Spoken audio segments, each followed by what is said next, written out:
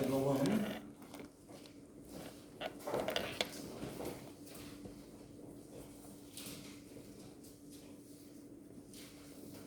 24장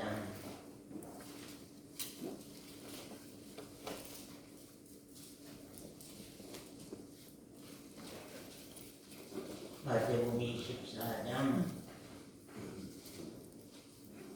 오늘은 24장에서 25장까지 말씀을 우리가 보도록 하겠습니다. 24장 우선 29절에서 31절 말씀을 먼저 보겠습니다.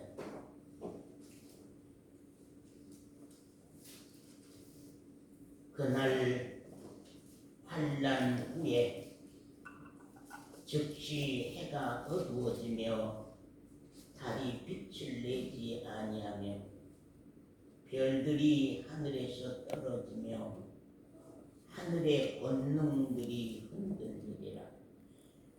그때에 인자의 징조가 하늘에서 보이겠고 그때에 땅의 모든 권속들이 통곡하며 그들이 인자가 구름을 타고 능력과 큰 영광으로 오는 것을 보리라. 저가 큰 나팔 소리와 함께 천사들을 보내리니 저희가 그 택하신 자들을 하늘 이 끝에서 저 끝까지 사방에서 모으리라. 우선 거기까지 말씀 보았고요. 그 다음에 우리 3절부터 봅니다. 24장 3절. 예수께서 감람산 위에 앉으셨을 때에 제자들이 종용이 와서 가로되 우리에게 이르소서 어느 때에 이런 일이 있겠사오며 또 주의 임하심과 세상 끝에는 무슨 징조가 있사오리까? 예수께서 대답하여 가라사대 너희가 사람의 미혹을 받지 않도록 주의하라. 많은 사람이 내 이름으로 와서 이르되 나는 그리스도라 하여 많은 사람을 미혹해 하리라. 거기까지 우선 말씀 보았습니다.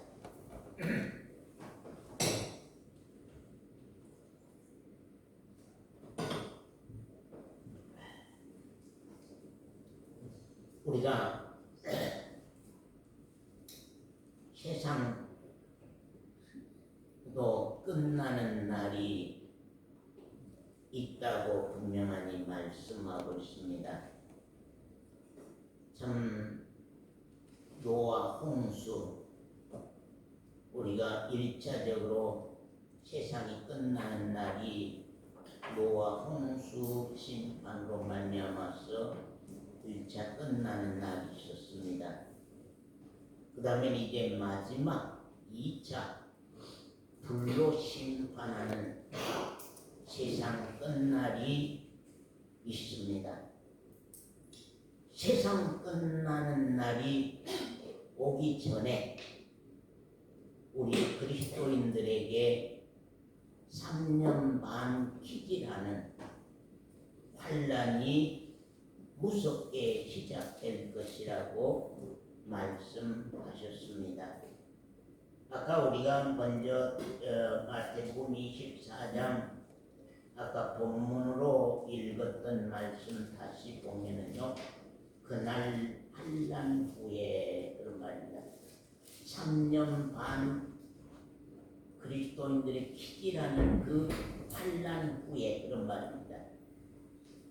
그래서 세상 끝나는 날이 세상 끝날이 분명하니 그리스도인들의 3년 반 환난 후에 세상이 끝나는 날이 이루어진다고 하는 사실입니다.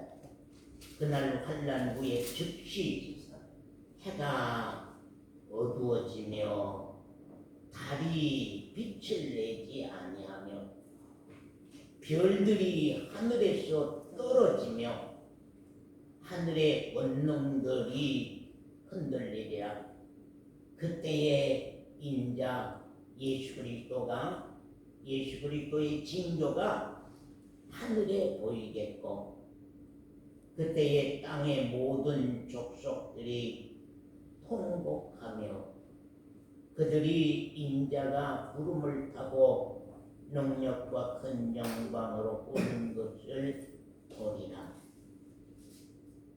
예수 그리스도께서 공중에 오실 징조가 있고 공중에 재림하여서 3년 반 환난 속에서 기질이 되어서 알곡된 자들, 순교자의 반열에 정말로 채워진 알곡된 자들이 다 들려 올라가서 정말로 공중에 휴거돼서 하나님의 보좌 앞에 잔치가 혼인잔치가 벌어진다고 말씀하고 이 땅 위에는 그때 인자의 징조 하늘에서 보이겠고 그때의 땅의 모든 족속들이 예수 그리스도 오신 것을 보고 예수 그리스도께서 공중에 재림한 걸 보고 모든 족속들이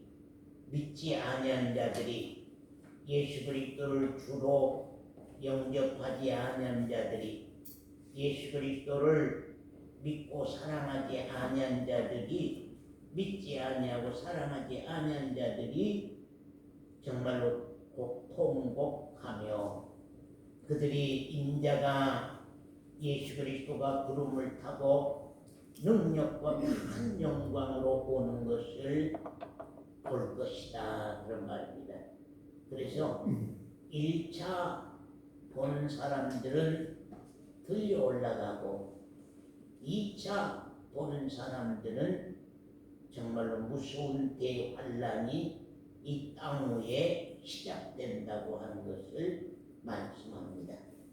그 21절에 보면 저가 큰 나팔 소리와 함께 천사들을 보내니 저희가 그 택하신 자들을 하늘 이 끝에서 저 끝까지 사방에서 모아서 그랬다. 미국에서 택함받은 사람들, 영국에서 택함받은 사람들, 브라질에서, 아프리카에서, 중국에서, 일본에서 전 세계적으로 예수 그리스도의 재림과 함께 전 세계적으로 택함받은 사람들이 다 들려 올림을 받아서 하나님의 영광의 혼인잔치에 들어가고 땅 위에는 무서운 대환란이 정말로 시작되는데 그 대환란 속에서는 무서운 지진과 무서운 재앙이 이 땅을 덮는다고 말씀하고 있습니다. 정말로 이 세상 끝날이 오기 전에 완전 끝날이 오기 전에 우리 그리스도인들에게 3년 반 기지라는 환란이 무섭게 시작된다 하는 사실인데 정말로 그 3년 반은 왜 기지라느냐면 알곡 신앙인과 쭉정이 신앙인들을 가리어서 쭉정이는 영원히 불타는 지옥에 멸망시키고 알곡은 모아서 하나님의 곳간에 드린다고 분명히 말씀하고 있습니다. 그렇기 때문에 우리가 지금 이 마지막 때 역사를 우리가 사는 우리들이 정말로 더욱 준비된 신앙들이 우리에게 필요하다고 하는 사실입니다. 3년 반 그리스도인들 환란 때는 제일로 무서운 일이 3년 반 그리스도인들의 환난 때는 제일로 무서운 일이 사람들의 미혹이 크게 일어난다고 말씀하고 있습니다. 거기 마태복음 24장 3절에서 5절 말씀 보면은 그런 말씀입니다. 선사님 읽으세요. 예수께서 감람산 위에 앉으셨을 때 제자들이 종용이 와서 가로되 우리에게 이르소서 어느 때에 이런 일이 있겠사오며 또 주의 임하심과 세상 끝에는 무슨 징조가 있사오리까. 주님이 예수 그리스도가 재림하신 것과 이 세상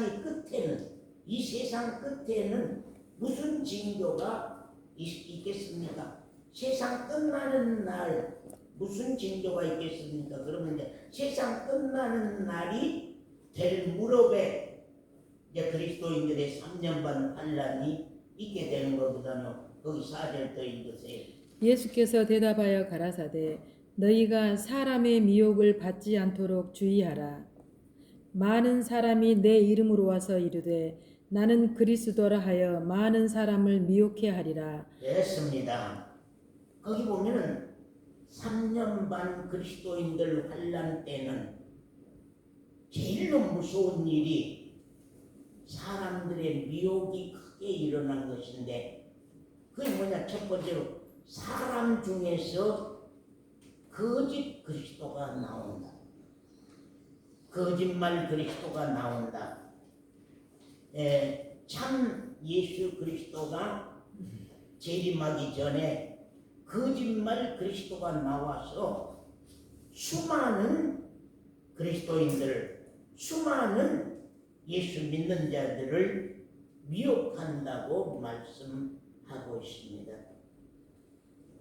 정말로 또 마태복음 24장 9절에서 13절 말씀 한번 읽어주세요. 그때에 사람들이 너희를 환란에 넘겨주겠으며 너희를 죽이리니 너희가 내 이름을 위하여 모든 민족에게 미움을 받으리라. 그때에 많은 사람이 시험에 빠져 서로 잡아주고 서로 미워하겠으며 거짓 선지자가 많이 일어나 많은 사람을 미혹하게 하겠으며. 됐습니다. 아까는 거짓 그리스도가 많은 사람들을 미혹한다. 이번에 말씀은 거짓 선지자가 많이 일어나서 많은 그리스도인들을 미혹한다고 하는 사실입니다. 또 거기 21절에서 26절 보면 거짓 그리스도와 거짓 선지자들이 나타나서 큰 표적과 기사로 할 수만 있으면 택하신 자들도 미혹한다고 거기 말씀하고 있다 그런 말입니다. 그래서 3년 반 대환란 속에서는 어떤 핍박과 어떤 조롱과 어떤 우리를 정말로 괴롭게 하는 그런 것보다도 가장 무서운 것이 거짓 그리스도가 미혹하는 것, 정말로 거짓 선지자들이 미혹하는 것.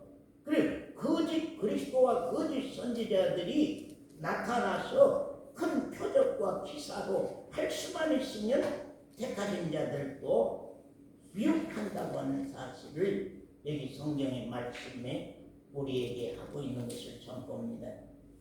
그러면 3년 반 환란은 희귀라는 기간인데 알곡과 쭉정이를 갈라내는데 그때에 누가 참 그리스도인이냐,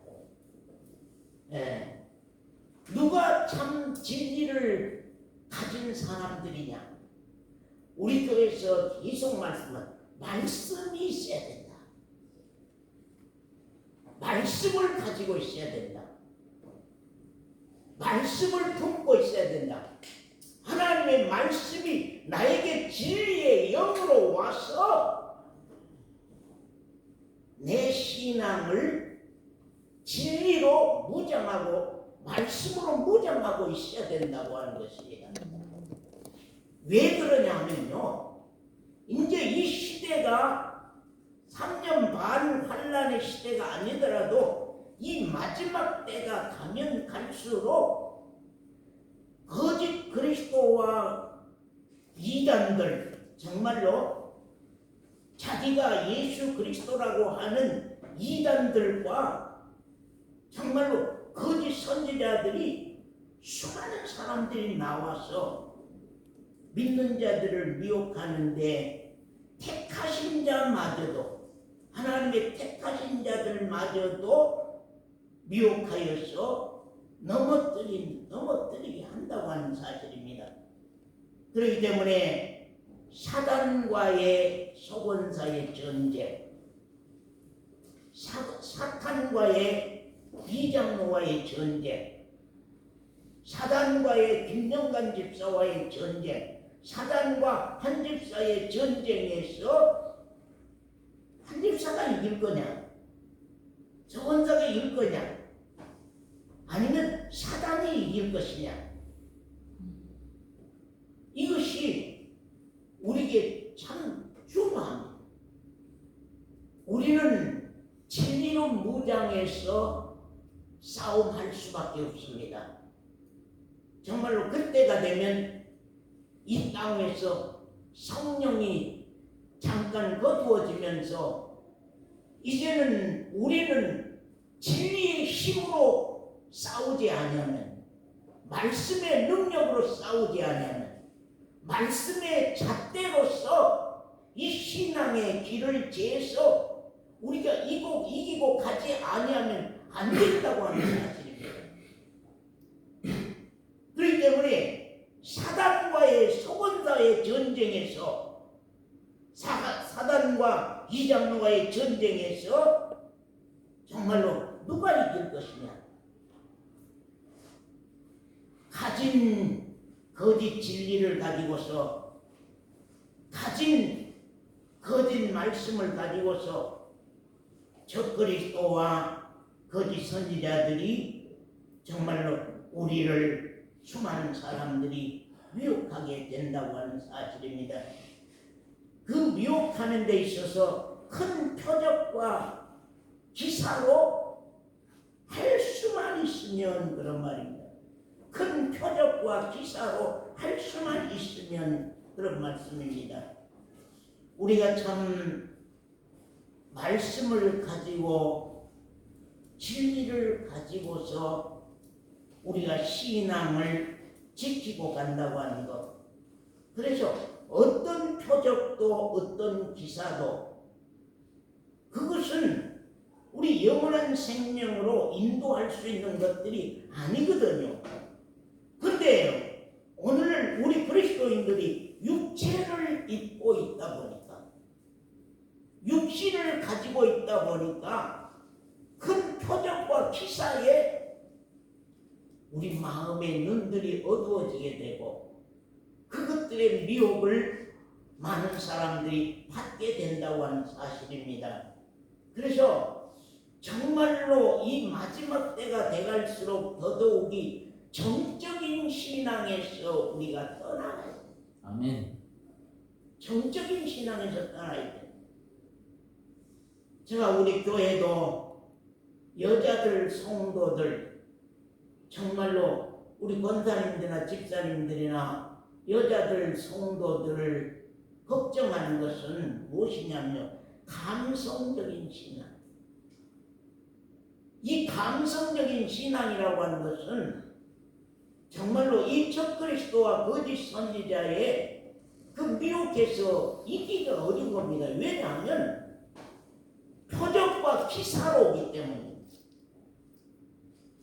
우리 김권사님이 보실 때에 정말로 죽은 자가 덜컥덜컥 일어나고, 암병이 그냥 깨끗이 고쳐지고, 절름발이가 그냥 다리가 고쳐져서 훌떡훌떡 일어나고, 이런 기적 같은 일들이 일어날 때에 과연 서건사의 눈이,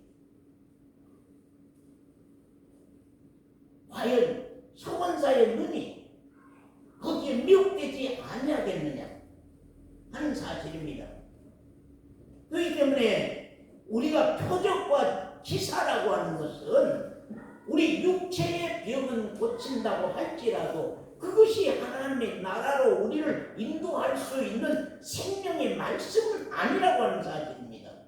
그런데 그것들을 더 기뻐하고 그것들을 더 좋아하며 그것들을 더 따르게 되는 신앙인들이 대부분 많다고 하는 사실입니다. 그렇기 때문에 정말로 말씀으로 무장된 그리스도인들이 몇 명이나 될 것이냐? 응? 말씀으로 무장된 그리스도인들이 몇 명이나 될 것이냐? 말씀이 진리의 영으로 우리가 준비돼서 무장된 그리스도인들이 몇 명이나 될 것이냐는 사실입니다. 우리가 진리의 영이라고 하는 말씀을 왜 많이 하냐면요. 여러분이 말씀을 신앙으로 우리가 받으면은 사신 그리스도가 말씀으로 우리 영으로 우리에게 영접되게 되고 우리 안에서 그분이 진리를 밝히는 영으로서 나타나게 되기 때문에 정말로 여러분이 우리 교회 걱정하는 게 말씀이 없다는 거. 우리 그리스도인들에게 말씀이 없다는 거. 이권사에게 말씀이 없다는 거. 김권사님에게 말씀이 없다는 것이 제일로 걱정이다. 왜냐하면 말씀이 잣되지 않아요. 신앙에 잣되지 않은 거거든요. 이게 적그리스도인지 이거 거짓 선지자인지 이거 참 선지자인지 이거 진짜 예수 그리스도인지 그걸 분별할 수 있는 것은 어떤 걸로 분별할 수가 없어요. 왜냐하면 거짓 것들을 표적과 기사로 많은 사람들에게 다가올 거거든요. 표적과 기사로 죽은 자를 일으키고 절름발이를 정말로 성하게 만들고 중풍병자를 깨끗게 하고 뇌졸중 환자를 깨끗게 하고 암병을 고치고 하는 이런 사건들이 일어나는데 누가 그런 미혹에 따라가지 아니할 사람들이 여기에 몇 사람이 되겠느냐? 여기 우리 식구 가운데 몇 사람이 되겠느냐? 표적과 기사를 정말로 신앙의 근본으로 보지 과연 말씀과 진리를 신앙의 근본으로 볼 사람이 여기 몇 사람이나 되겠느냐 하는 걸 생각합니다. 언젠가 우리가 이제 육적 그리스도인에게서 우리가 영적 그리스도인으로 빨리 신앙들이 육적인 그리스도인에게서 영적 그리스도인으로 감성적인 그리스도인에게서 인격적인 그리스도인으로 바꿔진다고 하는 것. 제가 인격적인 그리스도인, 인격적 그리스도인이라고 하는 것을 항상 많이 말씀했습니다. 인격적인 그리스도인으로 넘어가면 거기에는 죽음이 온들, 환란이 온들, 핍박이 온들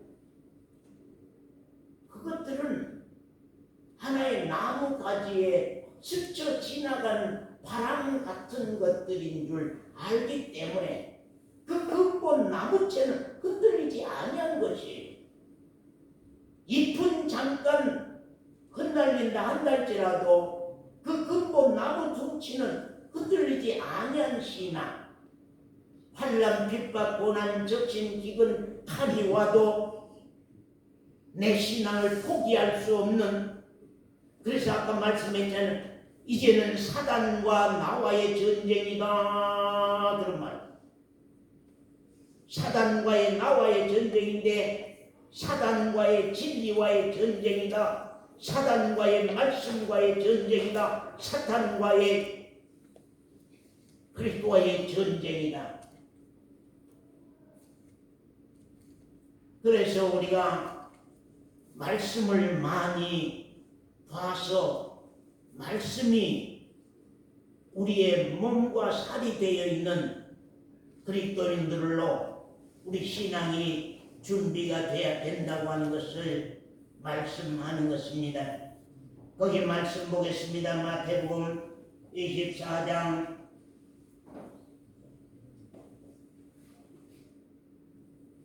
17절 아니 12절부터 봅니다.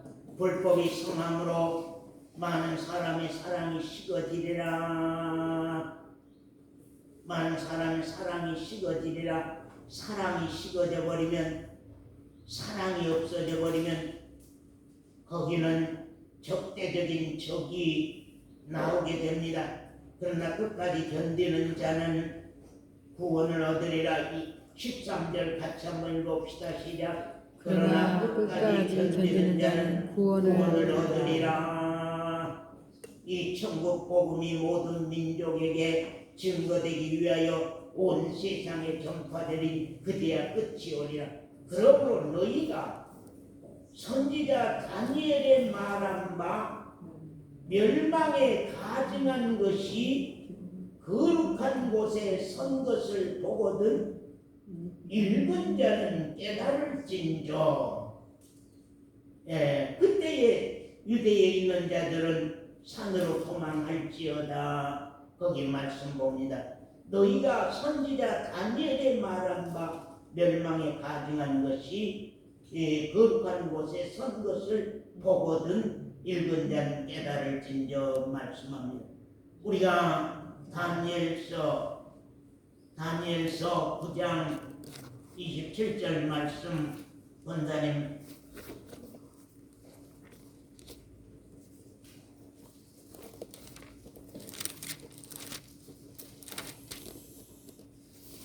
그가 장차 많은 사람으로 더불어 한 이래 동안의 언약을 굳게 정하겠고 그가 그 이래의 절반의 제사와 예물을 금지할 것이며 또 잠포하여 미운 물건이 날개를 의지하여 설 것이며 또 이미 정한 종말까지 진노가 황폐케 하는 자에게 쏟아지리라 하였느니라. 됐습니다. 거기 보면 그가 그 이래의 절반의 3년 반입니다. 3년 반에 제사와 예물을 금지할 것이요 모든 신앙의 조건들을 다 금지합니다. 기독교의 모든 신앙의 조건들을 다 금지합니다. 또 잠폭하여 이제 마지막 때 짐승, 마지막 때 적그리스도, 마지막 때 거짓 선지자들과 적그리스도와 짐승은 성경에 보면 왕들이나 대통령, 그래 세계를 지배하는 왕이 나올 거라고 하는 것. 세계의 권력을 다 지배하는 왕이 나와서 미운 물건을 세울 것이다. 미운 물건이 날개를 의지하여 설 것이다 하는 것을 여기 말씀합니다. 또 말씀 봅니다. 여기 보면은 사람이 우상으로 선 것이 아니고 미운 물건이 우상으로 선다고 하는 것입니다. 사람이 우상으로 대부분은 사람이 우상으로 서는데 이제는 마지막 때에 가서는 이 세상이 끝나는 날 멸망하는 때에 가서는 하나님을 대적하는 우상이 나올 것인데 그 우상이 사람이 아닌 물건이 나와서 이것이 우리 인류로 자기에게 속하게 하는 표를 찍는 인을 찍는 시대가 우리 앞에 가까이 오고 있다고 하는 것을 말씀합니다. 그렇다고 하면은 이 문화가 오늘날 이 문화 AI의 문화가 정말로 계속 간다고 할 때에는 3년 반 환란이 그렇게 멀지는 아니할 줄로 압니다. 3년 반 환란이 가까이 오는데 우리가 어제 어느 분이 하는 얘기가 그겁니다. 이 세상 끝날에는 가장 먼저는 지진이 역사 이래로 없는 지진들이 대지진들이 아주 대지진들이 일어난다. 그 다음에는 전쟁과 전쟁, 난리와 난리. 그 전쟁은 군인 전쟁이 아니라 기술 전쟁이 일어나게 된다고 하는 사실입니다. 그 다음에는 무슨 일이 일어나냐면 물건 신이 나온다. 물건의 신이 나온다고 하는 것이. 물건 신이 나온다. 지진, 전쟁, 물건 신, 지진, 전쟁, 물건 신. 물건 신이 나온다. 그 다음에 우리가 또 말씀 봅니다. 다니엘서 11장 31절 말씀 또 권사님 읽어주세요. 군대는 그의 편에 서서 성소 곧 견고한 것을 더럽히며 매일 드리는 제사를 패하며 매일 드리는 제사를 어때요? 패하고 예배가 이제 허용이 안 돼. 예배가 허용이 안 돼. 이제는 예배를 다 막아버려. 예배를 드리지 못하게. 이북이나 저 중국이나 공산주의 나라들처럼 이제 예배를 드리지 못하게 예배를 금지해. 또요. 멸망케 하는 미운 물건을 세울 것이며 멸망케 하는 미운 물건을 세울 것이며 그럽니다. 하나님의 진노가 일어나지 아니할 수 없는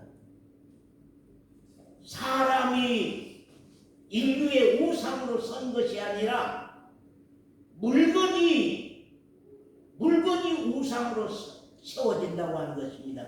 그 물건이 우상으로 세워지는데 그 물건의 우상이 어떤 것이냐 하는 것입니다.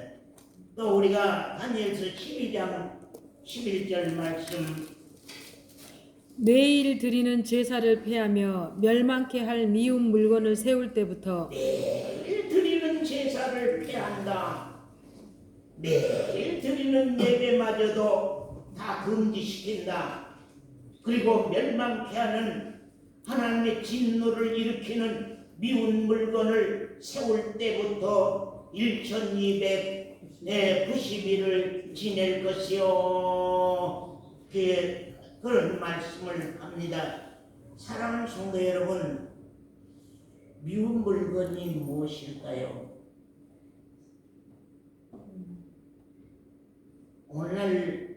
오늘 이 시대 문화를 지배하는 기계가 무엇입니까? 네? 여러분으로 하여금 최고 편리하게, 최고 편하게, 최고 쉽게 살 수 있도록 편리하고 편하고 쉽게 살 수 있도록 일하지 아니하여도 돈이 들어오는 그러한 문화시대,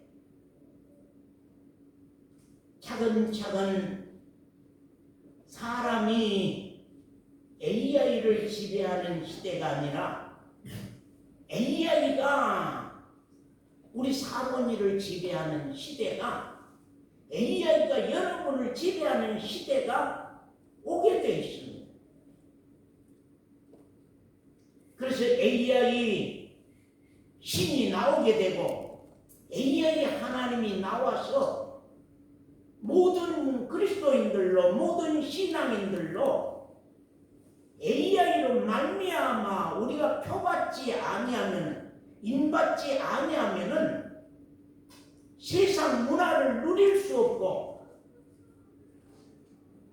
세상을 사고 팔고 하면서 살 수 없는, 그 AI의 표를 받지 아니하면은 사고 팔 수 없는 그런 시대가 되고, AI의 그 표를 받지 아니하면은 우리가 이 땅의 문화를 우리가 누리면서 살 수 없는 시대가 우리에게 차근차근 가까이 나타나오고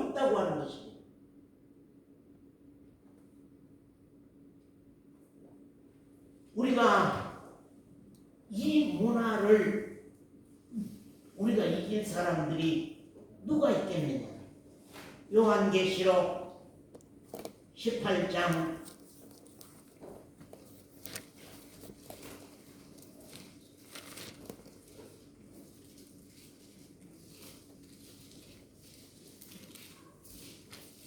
18장 4절부터 3절부터 봅니다. 3절부터 권사님 읽으시오. 그 음행의 진노의 포도주를 인하여 만국이 무너졌으며 예, 음행. 우리 인류를 다 AI가 AI로 말미암아 음행했고 모든 사람들이 이제 그것이 아니면 살아갈 수 없는 음행이 되버려. 그 음행의 진노의 포도주를 인하여 만국이 무너졌으며 하나님이 이제는 더 이상 지체할 수 없는 진노를 이 땅에서 지체할 수 없는, 그래서 이제 마지막 시대로 우리가 다가가야 되죠. 그래서 이제 또 땅의 왕들이 그로 더불어 음행하였으며 땅의 상고들도 장사꾼들 무역한 사람들, 그것만 무역한 사람들, 땅에 무역하는 사람들도 그 사치의 세력을 인하여서 시부하였도다. 그래서 이제 사치 문화, 그래서 이 텔레비 이런 것들이 다 사치 문화거든요.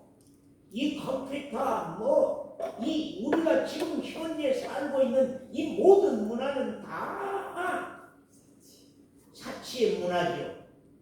거기 4절부터는 또 내가 들으니 하늘로서 다른 음성이 나서 가로되 내 백성아, 같이 한번 읽읍시다. 내 백성아 거기서 나와 그의 죄에 참여하지 말고 그의 받을 재앙들을 받지 말라.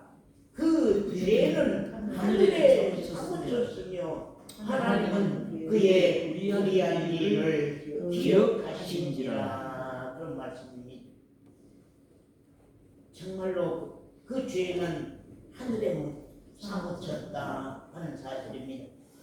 참 하나님이 지으신 인간이 사람이 만들어낸 기계에 정말로 항복되는, 그래서 앞으로는 이제 AI 기계가 우리 인간들을 다 항복시키는, 그래서 이제 AI가 이제는 정말로 칩을 만들어내서 그 칩으로 말미암아서 우리 손바닥과 우리 이마에 임침바가 되게 되고, 그 다음에 이제 우리가 화면이 AI 화면이 엄청난 사건인데 죽어버린 사람들도 다 사람이 살아나는 것처럼 화면에 띄워서 그 사람들이 얘기도 하고 말도 하고 서로 회합도 갖고 자기 딸과의 대화도 하고 그런 시대가 되어 있는가 하면은 이제 AI로 말미암아서 화면이 떠서 하나님이, 어떤 교회들은 하나님이 화면에 등장하고 예수 그리스도가 화면에 등장해서 내가 이 교회를 사랑한다, 이 교회에 놀라운 하늘의 축복이 임할 것이다, 그렇게 기계로 말미암아 하나님이 만들어지고 기계로 말미암아 예수 그리스도가 만들어져서 사람들이 그 기계로 만든 신과 그 기계로 만든 예수 그리스도를 믿는, 그런 실제의 하나님을 믿는 신앙이 아니라, 실제의 예수 그리스도를 믿는 신앙이 아니라 기계로 만든 하나님과 그 예수 그리스도를 믿는 그러한 세상적인 믿음의 시대. 그래서 하나님이 가장 미워하는 물건이 뭐냐? 예, 하나님이 가장 미워하는 물건, 하나님이 가장 미워하는 그 물건이 뭐냐 하면은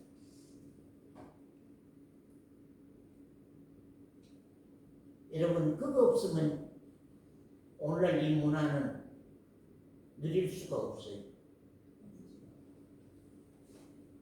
그거 없으면 그것이 뭐인가?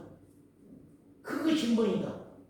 그것도 없으면 오늘날 이 문화는 누릴 수가 없고 이 세상은 돌아갈 수가 없습니다.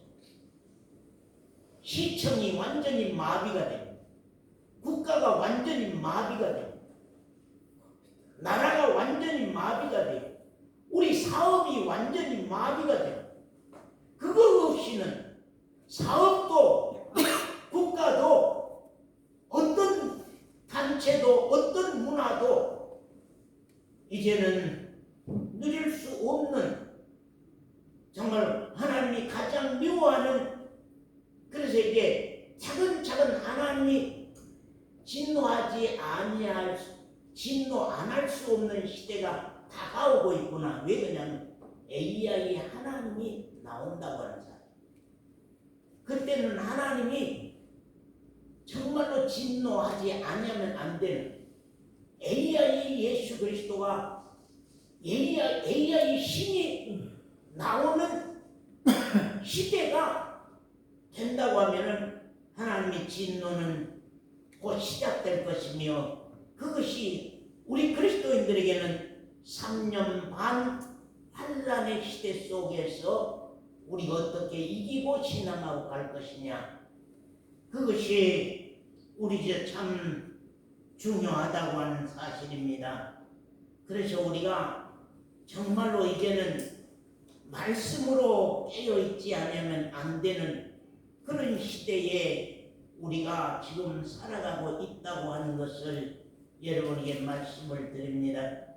25장 13절 말씀 봅니다. 마태복음 25장 13절 말씀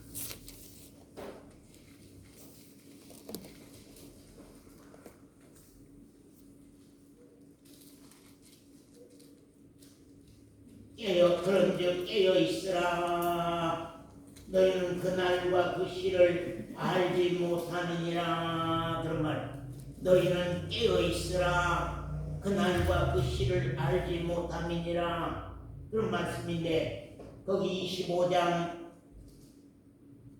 1절부터입니다. 그때에 천국은 마치 등을 들고 신랑을 맞으러 나간 10처녀와 같다 하리니 그 중에 5은 미련하고 5은 슬기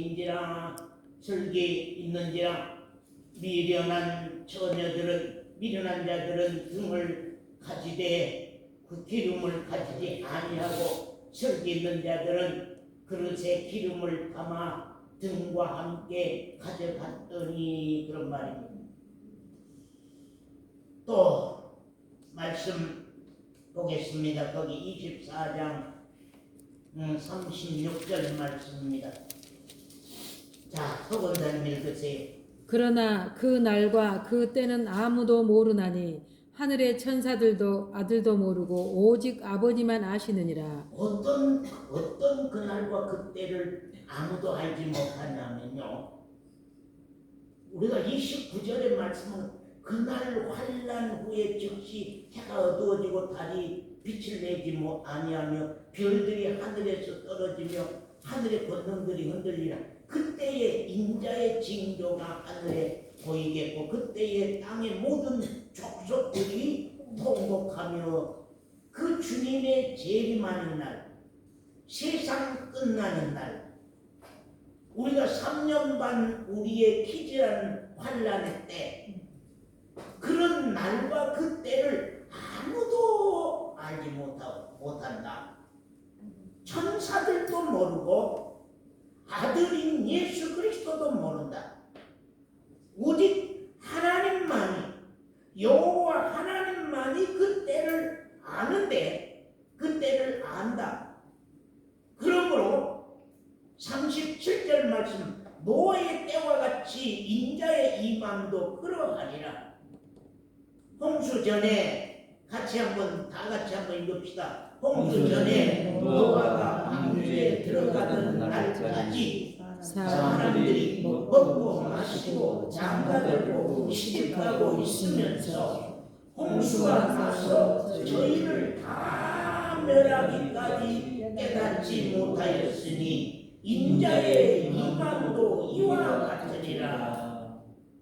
그때에 두 사람이 밭에 있음에 하나는 데려감을 당하고 하나는 버려둠을 당할 것이요 두 여자가 매를 깔고 있음에 하나는 데려감을 당하고 하나는 버려둠을 당할 것이니라. 그러므로 깨어있으라. 그러므로 깨어있으라. 어느 날에 너희 주가 임할는지 너희가 알지 못한다. 우리가 첫 번째 노아 홍수 심판 때도 첫 번째 심판, 이 세상이 완전히 멸망하는 때 노아의 8 식구만 살고 이 땅 위에 있는 모든 기생이 생명 있는 것들은 다 죽었습니다. 40일 동안 이 지구가 물로 가득해져서 40일 동안에 이 땅 위에 있는 모든 생명 있는 것들은 다 죽었습니다. 풀이든 짐승이든 다 죽었습니다.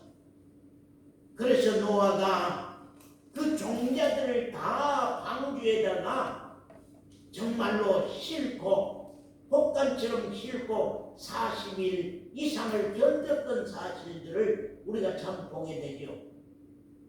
노아가 120년 전부터 이 땅 위에는 우리 인류의 죄악으로 말미암아서 이 땅이 심판을 받는다. 그런데 물로 심판을 받는다. 그렇기 때문에 나는 방주를 준비하겠다. 하나님이 방주를 만든 자는 방주로 말미암아 산다고 구원을 얻는다고 말씀하셨기 때문에 나는 방주를 만든다. 그리고 노아 시절에도 수많은 사람들에게 방주에 대해서 설명하고 하나님의 약속에 대해서 설명하고 하나님의 명령에 대해서 설명하고 하나님의 말씀에 대해서 많이 설명했을 겁니다. 노아가 의인임으로 말미암아서 그 시대에 패역한 사람들을 향하여서 여러분 방주를 준비하시오. 방주를 만드시오. 앞으로 홍수가 나서 이 세상은 다 멸망합니다. 이 세상에서 구원을 얻으려고 하면 방주를 만드시오. 배를 만드시오. 정말로 물 위에 뜨는 배를 만드시오. 비가 40일 동안 내린다고 할지라도 정말로 살 수 있는 배를 만드시오 하고 그렇게 많이 외쳤을 것입니다. 하나님의 재앙이 곧 다가오요. 하나님의 무서운 재앙이 곧 다가오요. 홍수 재앙이 곧 다가오요. 세상은 홍수로 말미암아서 다 멸망할 것이요. 여러분이 그 홍수에서 구원을 얻으려고 하면 방주를 만들려고 그것도 아라랏산 중턱에서 만민이 보는 높은 산에서 만인간들이 보는 높은 산에서 방주를 만들었습니다. 그러나 아무도 그 말을 듣지 않았습니다. 아무도 그 얘기를 듣지 않았습니다. 아무도 그 외치는 소리를 듣지 않았습니다. 모두가 다 홍수 직전까지도 이제 오늘 비가 떨어집니다. 비가 막 쏟아집니다. 오늘 비가 쏟아지니까 많은 사람들이 1년 농사 폐롱할까 싶어서 물고 보러 갑니다.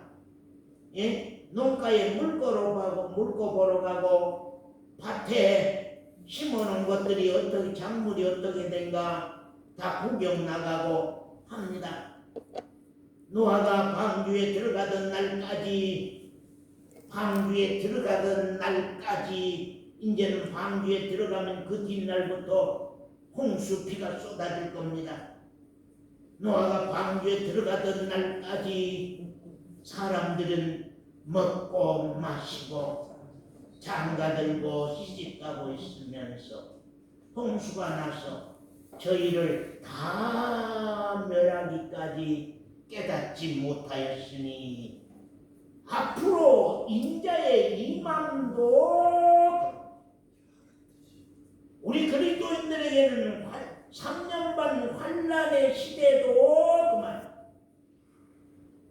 주님이 재림하는 그 시대도 주님이 재림한다 주님이 다시 오신다 세상은 불로 멸망한다 어저께 어떤 분도 그럽다. 이 세상은 이번에 미국과 이란 전쟁에서 봤지 않느냐. 지금은 작은 미사일로 그렇게 했지만 이제는 지금까지는 사람이 기계를 조종했는데 이제는 기계가 자기 스스로 판단. 그래서 그 양반 그 말이 자기 스스로 판단하기 때문에 사람은 이거 핵을 터뜨려야 될 건가 안 터뜨려야 될 건가를 그걸 계산하고 가는데 앞으로는 기계는 그렇게 안 한다. 자기네들이 판단해. 그래서 자기네들끼리 회합하는 걸 처음 발견했다는 거예요. 그 아주 인공지능끼리 회합을 해가지고 기계들이 서로 타협을 하고 회합을 해가지고 저거네들이 이건 이렇게 해야 되고 저건 저렇게 해야 되고 이건 이러고 저러고 그 회합을 해서 그걸 결정을 하고 만들고 그러고 있는 것을 우리나라 그 과학자 박사가 나와서 앞으로 무서운 시대라고. 이제는 사람에게 묻지 않니 기계가. 기계 스스로 저끼리 얘기를 주고받으면서 얘기해가지고 이번엔 이걸 이렇게 하고 이번엔 저걸 저렇게 하고 이렇게 하자 저렇게 하자 그런 회합까지 하는 시대가 되어버렸으니 이 세상이 어떻게 될 것이냐. 우리 지금 깨어있으라. 우리가 열처녀가 등불을 들고 신랑을 맞으러 나갑니다. 똑같이 등불을 다 켰습니다. 똑같이 신앙 등불을 켰습니다.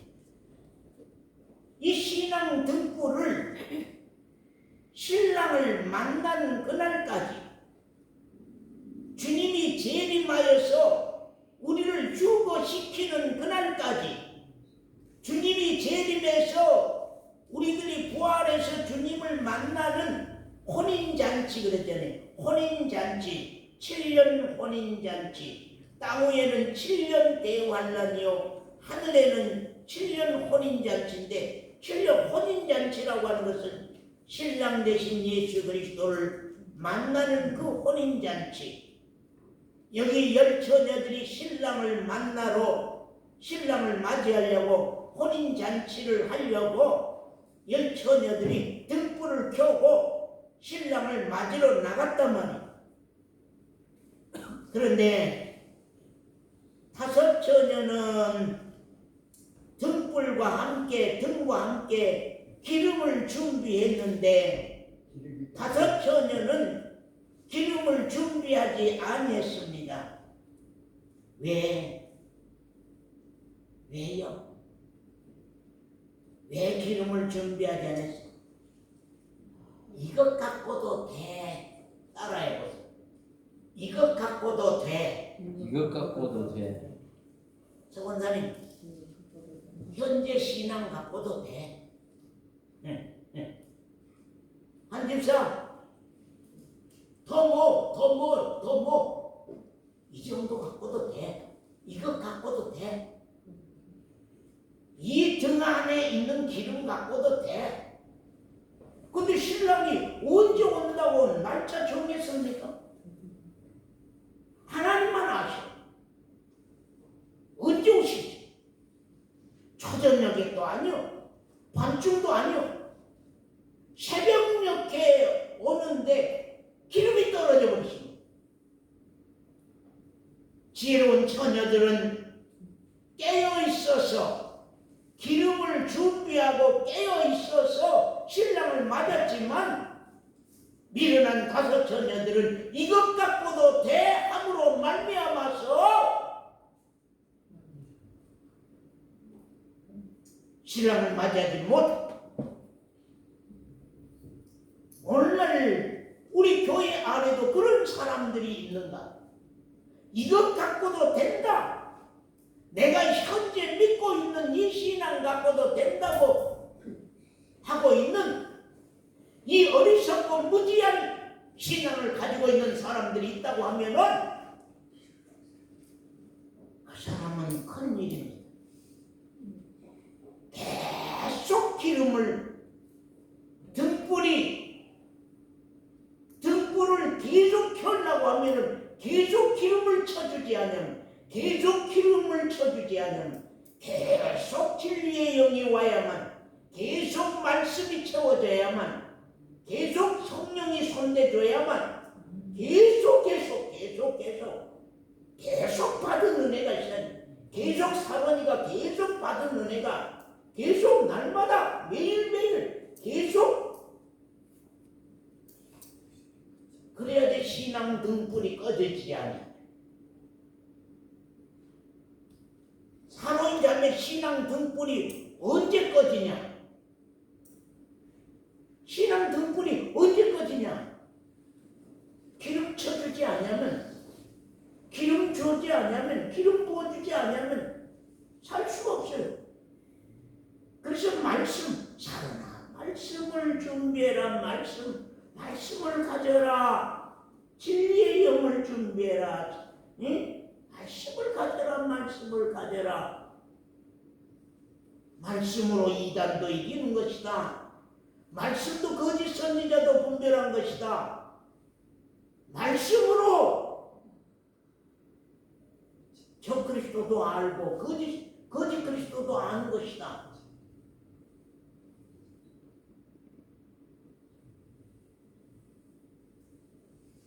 그러면 그 밑에 말씀 25장 거기 13절부터 그런즉 깨어있으라. 너희는 그날과 그 시를 알지 못하니까. 그날과 그 시를 몰라. 이 세상 끝나는 날을 권재용 영계가 웃지 않냐고 말이야. 이 세상 끝나는 날을 권재용 영계가 죽는 날을 웃지 않냐고 말이야. 자기 죽는 날을 몰라. 세상 끝나는 날을, 자기 죽는 날을 몰라.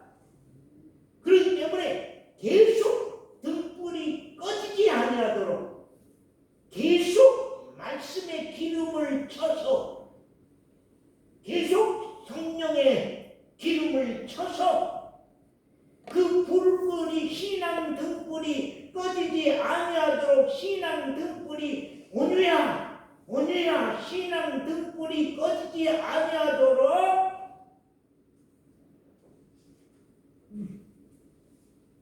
온유가 할아버지가 돌아가셔 버렸어도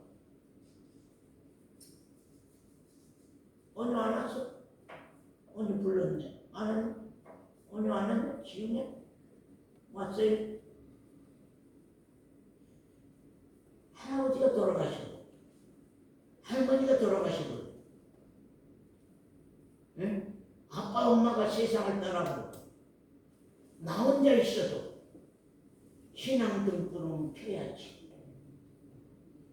신앙 등불은 켜야지. 기름을 붓자. 신앙 등불이 꺼져가려고 그러네. 내 신앙 등불이 꺼져가려고 그래. 기름을 붓자. 또 내 신앙 등불이 꺼져가려고 그래. 기름을 붓자. 우리 사원이도 목사님이 세상을 떠났어도 아빠가 세상을 떠났어도 내 신앙 등불이 꺼져가려고 그래. 아이고 저 그리스도가 난리를 치네. 거짓 그리스도가 난리를 치고 거짓 선지자가 난리를 치네. 아이고 죽은 자들 말이 일으키네. 쩔는 바리가 막 그냥 건강해져 버래. 암병이 깨끗이 나아져 버렸다네. 폐병이 깨끗이 나아져 버렸다네. 중풍이 다 나아져 버렸다네. 아니야. 내 등불은 그것 갖고 쳐서는 안 돼. 표적과 기적 갖고는 안 돼. 그것은 이 땅의 육체 병은 고칠 수 있어도 내 영원한 생명은 살릴 수 없어. 말씀의 기름을 쳐야 돼. 말씀의 기름을 쳐야 돼. 엊그제 우리 서건사 미용실 방문해서 내 머리를 좀 치고 이 한 달에 한 번 머리를 칠 때 깎으니까 그때만 이제 기회다 그러고 서건사고 교제할 수 있겠다 그러고 갔는데 사람들이 어찌 시끄럽게 이야기를 난리요. 그냥 자동차 어디다 대놓으면 찍고 쳐고 난리고 그냥 뭐 시간은 없는데 이게 틈은 안 나고 그러고 와버렸어. 그러니까 서원사님 전화 와서 할 말 있어서 오셨잖아요. 근데 할 말 있었어요. 할 말이야 많지. 성경 66권이 할 말이지. 할 말이야 많지. 근데 할 말 할 수 있는 틈이 있어야지. 시간이 틈이 있어야지. 그러고 그냥 와불고 마음이 참 서운했습니다. 사랑 성대는 계속 깨어 있어서 말씀으로 무장해.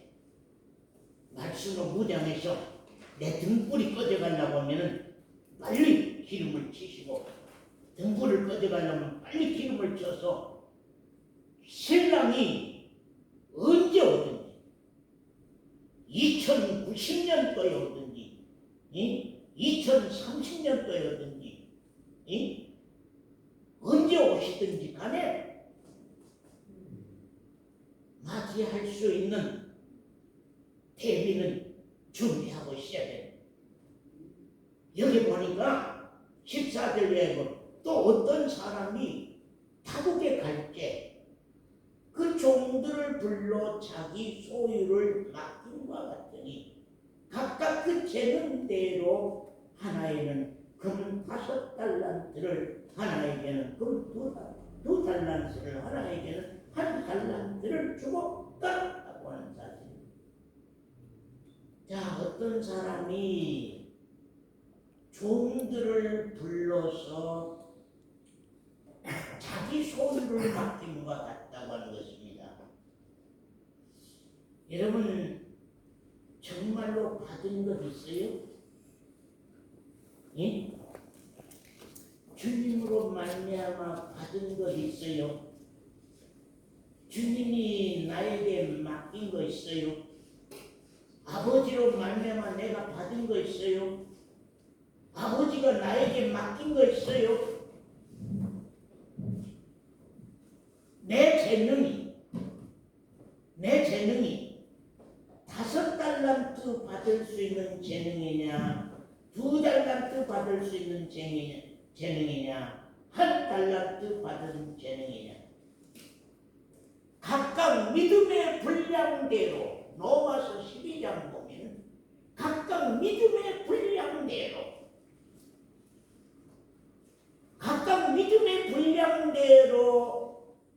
은혜를 우리에게 주시는데 이 권사는 5달란트 그럼 5달란트 받을 수 있는 그러한 신앙, 김 권사는 2달란트 받을 수 있는 그런 신앙. 우리는 그 받은 달란트가 있다고 하면은 장사 남겨야지. 장사를 하면은 남겨야지. 장사한 사람이 남는 것이 없다고 하면 왜 장사합니까? 우리 장자매 장사하잖아. 장사하면서 남는 것이 없으면 왜 장사해요? 장사하면 남아야지. 여러분이 받은 은혜가 있다고 하면 그 은혜가 계속 남는 것이다. 생명을 받았다고 하면은 그 생명이 남긴 것이 있어야 돼. 계속 신앙은 자라가야 돼. 계속 신앙은 성숙해 가야 돼. 계속 신앙은 성장하고 장성해 가야 돼. 뭔가 신앙이 받은 거기에서 더 업되는, 받은 거기에 더 업되는 계속 신앙이 장성해가고 성숙해가고 자라가는. 그래야지. 그래 받아가지고 묻어두면 되겠어요? 우리 교회가 받아가지고 묻어둔다.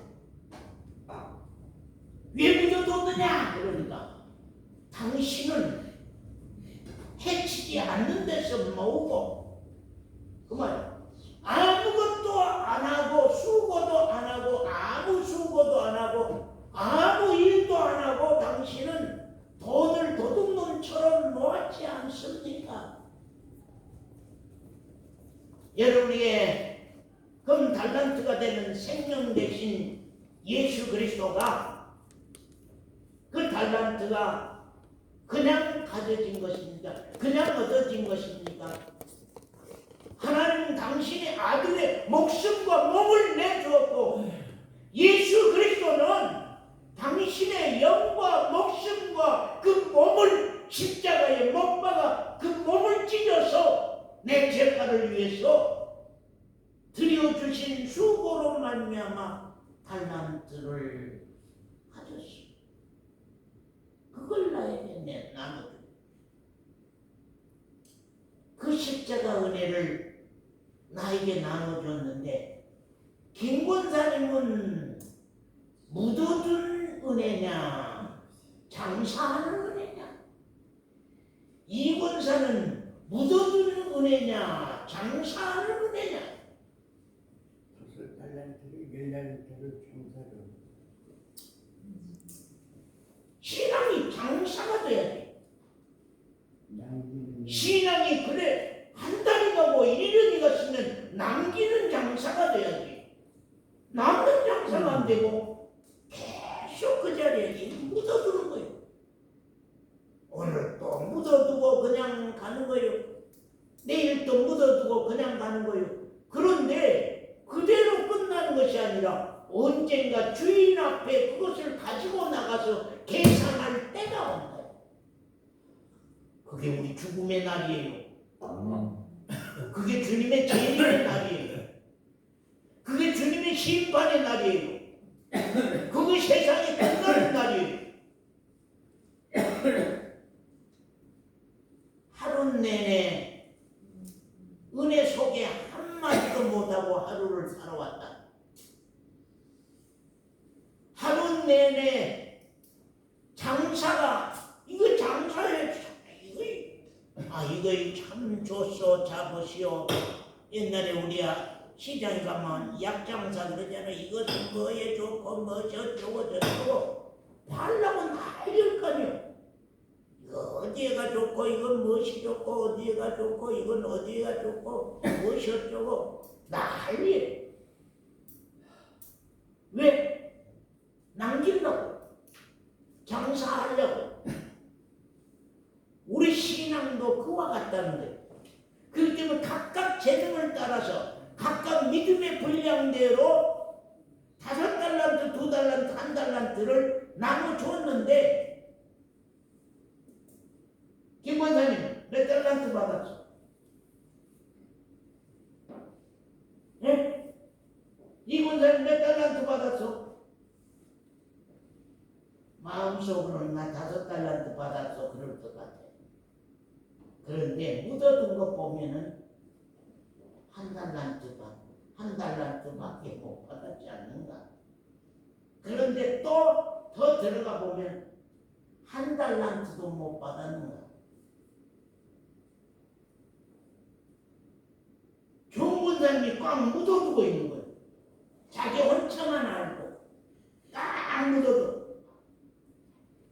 마당 앞에 흙밭에 파가지고는 깽이로 파가지고는 거기다 혼자 딱 묻어뒀어. 최 집사님 볼까 싶어. 최 집사님 보면 어쩌냐? 김건기 집사님 보면 어쩌냐? 나 혼자 깊이 파가지고는 꽁꽁 묻어뒀어. 그 이제 주님이 오시는 날 심판 때에 가지고 오라고 할 거예요. 정권사님 꽉 묻어준다고 해서 그거 그냥 기수 있을 거 아니요. 가지고 나오라. 가지고 오너라. 계산하자.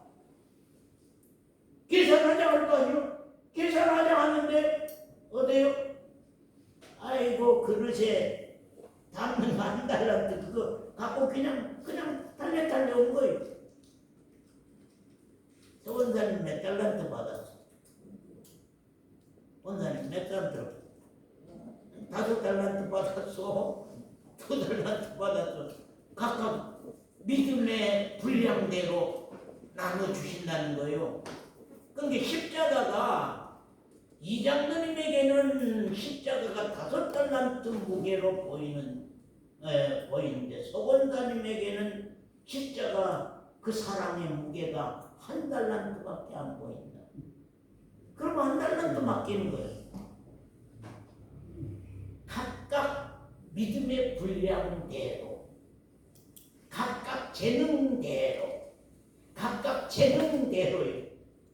재능대로. 우리 어느 재능대로 주니까 그리고 1달란트도 어느가 못 받았어. 갔다가면 왜? 재능대로 주니까. 김영관 집사 재능대로 주니까 김영관 집사 1달란트 받았어, 2달란트 받았어, 5달란트 받았어. 내 믿음의 분량만큼으로 십자가가 은혜가 된다는 거예요. 뭔 말인지 알아들어야 돼. 뭔 말인지 알아들어야 돼. 내 믿음의 분량만큼 십자가 사랑이 보인다는 거예요. 근데 어떤 사람은 그렇게 신통치 않아. 1달란트를. 그게 주니까 그냥 받아서 장사할 힘은 없어. 왜? 이거 귀한 줄 알아야만 장사한 것이지 귀한 줄 모르면 뭔 장사를 하겠어요? 예? 달란트가 크게 생각되고 귀하게 생각되고 그 달란트로 생각해야만 사모니가 가서 그것을 자랑을 할 거 아니요. 장사할 거 아니요. 내가 정말 우리 회사에서 사장님이 이걸 주었는데 이거 이렇게 귀하고 이렇게 크고 모든 사람들이 다 욕심을 내고 근데 그걸 나에게 주셨다고 감사하다고 말하고 난리였 거 아니요? 근데 줬는데 딱 묻어져 버려. 이게 뭐 주인은 아무 수고도 하지 아니하고 아무 일도 하지 아니하고 이거 그냥 이 부자니까 그냥 가지고 있는 건 뭐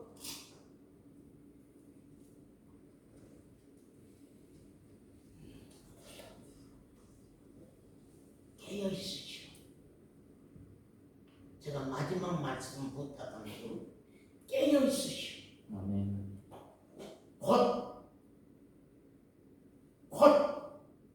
제가 이번에 그 베네수엘라인가 거기 지진 나는 거 보고요. 이번에 일본 같은 데도 7도인가 지진 났어요. 근데 잔뜩 거기는 대비를 잔뜩 하고 있으니까 큰 피해는 없었지만 계속 이거 칠이 자꾸 일어나면은요. 칠이 자꾸 일어나면은 그 12까지 나오면은 전 세계가 다 지진이 일어납니다.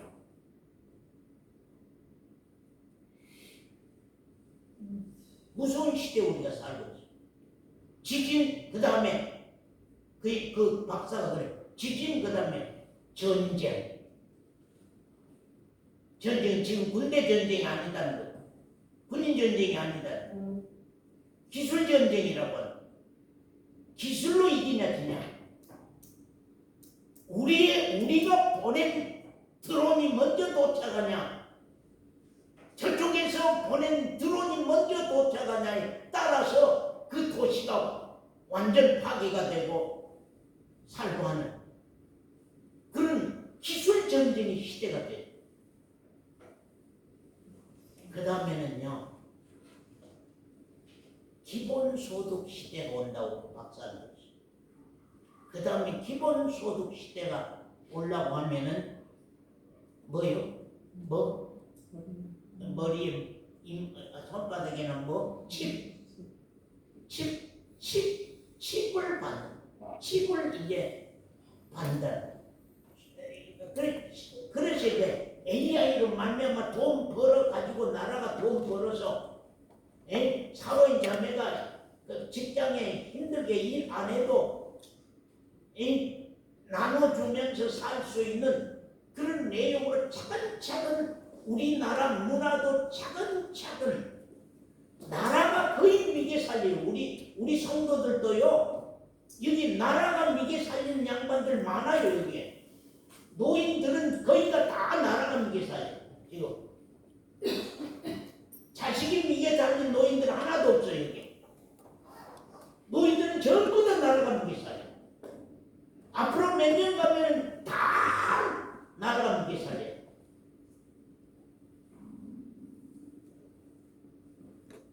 그러니까 AI가 그 지금 회의 때 그런 얘기. 우리가 이렇게 해서 돈 안 벌어주면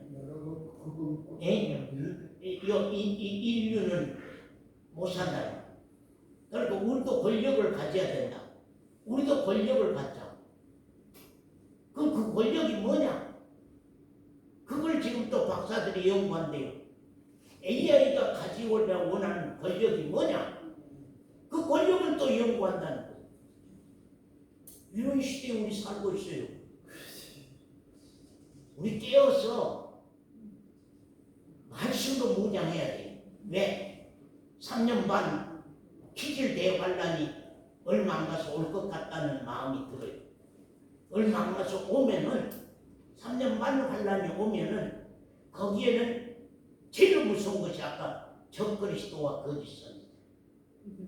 거짓 그리스도와 거짓 선지자들이 나와서 죽은 자를 살리고 모든 병들을 다 고치는 우리 동네 어떤 약장사 목사들 그런 사람들처럼 그 양만 먹으면 다리 부러지는 것도 낫고 뭣도 낫고 다 암도 낫고 치매도 낫고 다 낫는다고 요새 그 난리처럼 그런 시대가 와요. 그러니까 요새 할매들이 다 미혹돼가지고 막 그냥 또 약사로 가니라고 난리요. 그런 시대와 같은 시대가 우리 앞에 도달하고 있다. 이렇게 깨어있자. 말씀 무장합시다. 기도. 감사.